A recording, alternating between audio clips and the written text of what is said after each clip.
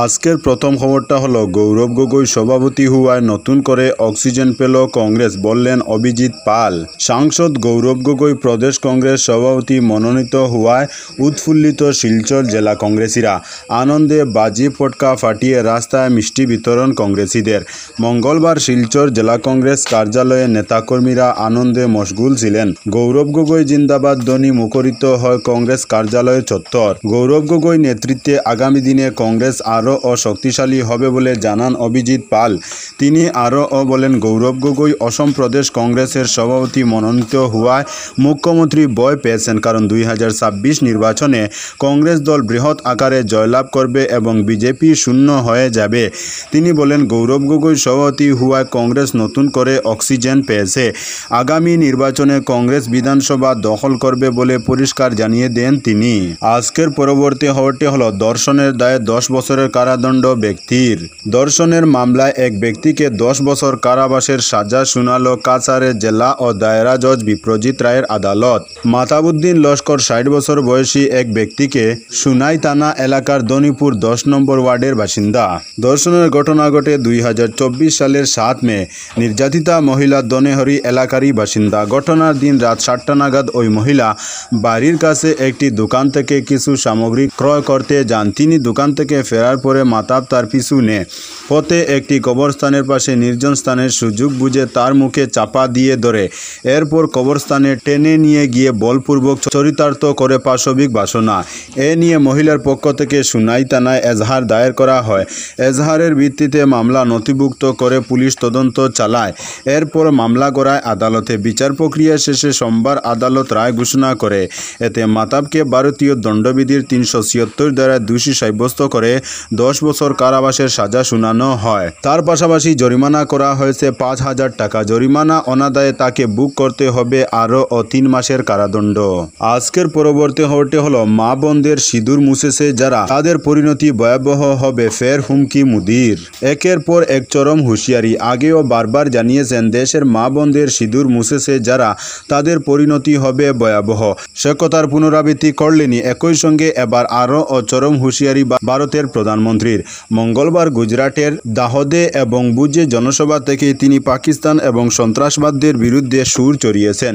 পেহেলগাঁও হামলার পরে ভারতের প্রত্যাঘাত অপারেশন সিঁদুরকে মোদি মঙ্গলবার ভারতীয়দের সংস্কার এবং ভাবনার অভিব্যক্তি বলে উল্লেখ করেছেন। একই সঙ্গে বলেন, যারা অন্ধ নন তারা নিশ্চয় দেখতে পান কিভাবে পাকিস্তানের শহরে জেলায় সন্ত্রাসবাদীরা কাজ চালাচ্ছে। এখন এসব আর কোনো সিক্রেট নয়। পাক রাষ্ট্র এবং তাদের সেনাবাহিনী দ্বারা অর্থায়িত মদতপুষ্ট বলেও সাফ উল্লেখ করেন। এদিকে সোমবার গুজরাটে একের পর এক কর্মসূচি ছিল মোদির। ওই কর্মসূচি থেকে তিনি ফের সুর চড়িয়েছেন পাকিস্তানের বিরুদ্ধে।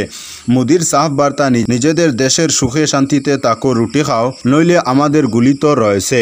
উল্লেখ্য, পেহেলগাঁও হামলার পর থেকেই বারবার পাকিস্তানকে চরম হুঁশিয়ারি দিয়েছেন দেশের প্রধানমন্ত্রী। অপারেশন সিঁদুরের পর মোদি সাফ জানিয়ে দেন, দুই দেশ অস্ত্রবিরতিতে রাজি হলেও ভারতের অবস্থান ঠিক কি। ভারতের প্রধানমন্ত্রী অপারেশন সিঁদুরের পর প্রথম জাতির উদ্দেশ্যে ভাষণে বলেন, পাকিস্তানের সঙ্গে কথা হলে কথা হবে সন্ত্রাসবাদ নিয়ে, কথা হবে পাক অধিকৃত কাশ্মীর নিয়ে। একই সঙ্গে মোদি জানিয়ে দিয়েছিলেন, রক্ত আর জল একসঙ্গে বইতে পারে না। আজকের পরবর্তী খবরটি হলো হোটেলে চরমপন্থা সেনা জওয়ানের। গুয়াহাটি মহানগরের একটি হোটেলে সেনা জওয়ানের চূড়ান্ত সিদ্ধান্ত। ঘটনা ঘটেছে উলুবাড়ির হোটেল ড্রিমল্যান্ডে। 25 বছর বয়সী সেনাকর্মী আদর্শ রায় রবিবার সকাল 6টার দিকে হোটেল ড্রিমল্যান্ডের রুম 206 বুক করেছিলেন। দার্জিলিং থেকে এসে আদর্শ গুয়াহাটিতে এক রাত থাকার কথা ছিল। তারপরে সোমবার দুপুরে মণিপুরে তার কর্মস্থলে যাওয়ার জন্য রওনা হওয়ার কথা। তবে দুপুর 12টা নাগাদ আদর্শ চেক আউট করেননি। হোটেল ব্যবস্থাপনা বারবার দরজায় নক করার পরও কোনো সাড়া না পেয়ে সন্দেহে পড়ে কর্তৃপক্ষ। এরপর হোটেল কর্তৃপক্ষ পল্টন বাজার পুলিশের সঙ্গে যোগাযোগ করে এবং পুলিশের দল ঘটনাস্থলে উপস্থিত হয়। তবে পুলিশ প্রথমে ঘরে প্রবেশ করেনি, কারণ তাদের সামরিক দলের সম্পর্কে জানানো হয়নি। সন্ধ্যায় সেনাবাহিনীর এক বিশেষ টিম হোটেলে এসে পল্টন বাজার পুলিশের সহায়তায় দরজা ভেঙে পুরো ঘটনার সাক্ষী হয়। 2 206 নম্বর কক্ষে আদর্শ চূড়ান্ত পদ বেছে নিয়েছিল। আদর্শ রায় মৃতদেহ জিএমসিএইচ মর্গে রয়েছে। মঙ্গলবার আদর্শের ময়নাতদন্ত সম্পন্ন হয়। আপাতত এই ঘটনার কোনো কারণ প্রকাশ পায়নি। আজকের পরবর্তী খবরটি হলো গভীর খাদে বাহন, মৃত্যু বাবা ও ছেলের। নিয়ন্ত্রণ হারিয়ে একটি গভীর খাদে পড়ে বাবা ও ছেলের মৃত্যু ঘটল। মঙ্গলবার মিজোরামের আইজল জেলায় ভোর 3টা নাগাদ ঘটে এই মর্মান্তিক দুর্ঘটনাটি। গাড়িটি সাকাওয়াইয়ারদাই এবং জুহমুন গ্রামে যাওয়ার পথে দুর্ঘটনাটি সংঘটিত হয়। স্থানীয় সংবাদ মাধ্যমের রিপোর্ট অনুযায়ী 3 জন যাত্রী থাকা গাড়ি নিয়ন্ত্রণ হারিয়ে গভীর খাদে পড়ে যায়। 2 যাত্রী ঘটনাস্থলেই মারা যান। অপর একজনকে সাকাওয়ারদাইয়ে চিকিৎসার জন্য নিয়ে যাওয়া হয়। গাড়িতে স্বামী স্ত্রী ও তাদের সন্তান ছিল। আজকের পরবর্তী খবরটি হলো গাজার স্কুল চত্বরে আশ্রয় নেওয়া বাস্তুচ্যুত মানুষের উপর বোমাবর্ষণ ইসরায়েলি সেনাবাহিনীর। ফিলিস্তিনের গাজা উপত্যকায় ইসরায়েলের সামরিক অভিযান প্রতিদিনই এক নতুন বিপর্যয়ের জন্ম দিচ্ছে।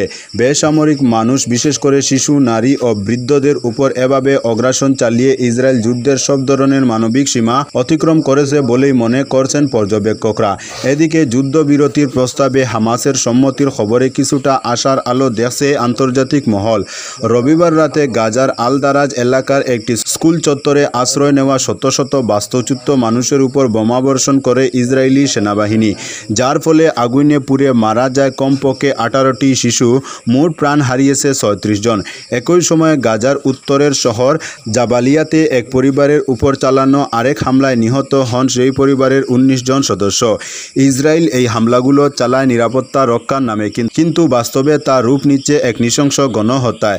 একই সময় হামাস যুক্তরাষ্ট্রের প্রস্তাবিত যুদ্ধবিরতি চুক্তিতে রাজি হওয়ার ঘোষণা দেয়, যার মাধ্যমে যুদ্ধ থামানোর নতুন সম্ভাবনা তৈরি হয়েছে। আজকের পরবর্তী খবরটি হলো মন্ত্রী কৌশিক রায়ের নেতৃত্বে বরাকের স্বাস্থ্য পরিষেবার ক্ষেত্রে নবযুগের সূচনা। বরাক উপত্যকার স্বাস্থ্য পরিকাঠামোয় যুক্ত হলো এক নতুন মাইলফলক। কাছাড় জেলা ছোটমামদা মডেল হাসপাতালে 20 মে প্রথমবারের মতো সফলভাবে সম্পন্ন হলো সিজারিয়ান অপারেশন, যা শুধু চিকিৎসা নয়, সামাজিক অগ্রগতিরও এক গুরুত্বপূর্ণ পদক্ষেপ। এই কৃতিত্বপূর্ণ সাফল্যকে ঘিরে মঙ্গলবার জেলা আয়ুক্ত কার্যালয়ের নবনির্মিত সম্মেলন কক্ষে আয়োজিত স্বাস্থ্য পর্যালোচনা সভায় মুখ্য অতিথি হিসেবে উপস্থিত ছিলেন বরাক উপত্যকা উন্নয়ন বিভাগের মন্ত্রী কৌশিক রায়। মন্ত্রী রায় তার বক্তব্যে ছোটমামদা হাসপাতালের এই সফল সিজারিয়ান অপারেশনকে ঐতিহাসিক আখ্যা দিয়ে বলেন, এই অর্জন প্রমাণ করে আমাদের সরকার প্রতিটি মায়ের জন্য নিরাপদ মাতৃত্ব নিশ্চিত করতে কতটা প্রতিশ্রুতিবদ্ধ। দুর্গম অঞ্চলেও আধুনিক চিকিৎসা পৌঁছে দিতে আমাদের স্বাস্থ্যকর্মীরা যে নিষ্ঠা ও দক্ষতা নিয়ে কাজ করছেন তা অনন্য। তিনি জোর দিয়ে বলেন, শুধু চিকিৎসা পরিষেবা নয়, সামাজিক ন্যায় বিচার ও মানবিক সহানুভূতির প্রতীক হয়ে উঠেছে এই হাসপাতাল। জাতীয় স্বাস্থ্য মিশনের সহায়তায় চলমান নির্মাণাধীন স্বাস্থ্য কেন্দ্রগুলিকে দ্রুত চালু করার আহ্বান জানিয়ে তিনি বলেন, চা বাগান এবং গ্রামীণ অঞ্চলগুলিতে স্বাস্থ্যসেবার পরিপূর্ণ বিস্তারে এই কেন্দ্রগুলির সময়মতো কার্যকর হওয়া অত্যন্ত জরুরি। আজকের পরবর্তী খবরটি হলো মুম্বাই বিমানবন্দর বোমা মেরে উড়িয়ে দেওয়া হবে, হুমকি ফোন ঘিরে আতঙ্ক। মুম্বাই বিমানবন্দর বোমা মেরে উড়িয়ে দেওয়া হবে, হুমকি ফোন ঘিরে আতঙ্ক ছড়ালো। মঙ্গলবার সকাল 9টার দিকে মুম্বাই পুলিশ কন্ট্রোল রুমে বোমা হামলার হুমকির ফোন আসে। ফোনে বলা হয়, এদিন দুপুর 2টার মধ্যে মুম্বাইয়ের ছত্রপতি শিবাজী মহারাজ আন্তর্জাতিক বিমানবন্দর উড়িয়ে দেওয়া হবে। এদিন খবর পেয়ে ঘটনাস্থলে পৌঁছায় পুলিশ ও বম্ব স্কোয়াড, যদিও সেরকম কিছু পাওয়া যায়নি। পুলিশ সন্দেহভাজন ব্যক্তিকে গ্রেফতার করেছে বলে জানা গিয়েছে। প্রাথমিক তথ্য অনুসারে মুম্বাইয়ের দুর্গামাতা মন্দিরের কাছে মনোজিৎ কুমার গৌতম নামে ওই ব্যক্তি মুম্বাই পুলিশ কন্ট্রোল রুমে ফোন করেছিলেন। ফোন করার পর পুলিশ তাকে খুঁজে বের করে এবং অভিযান শুরু করে। বর্তমানে 35 বছর বয়সী সন্দেহভাজন ওই ব্যক্তিকে পুলিশের MIDC ইউনিট জিজ্ঞাসাবাদ করছে। সমস্ত দিক খতিয়ে দেখা হচ্ছে। তো বন্ধুরা, আজকের জন্য এতটুকু। পরবর্তী কোনো নতুন ভিডিওতে দেখা হবে, তখন অবধি ধন্যবাদ।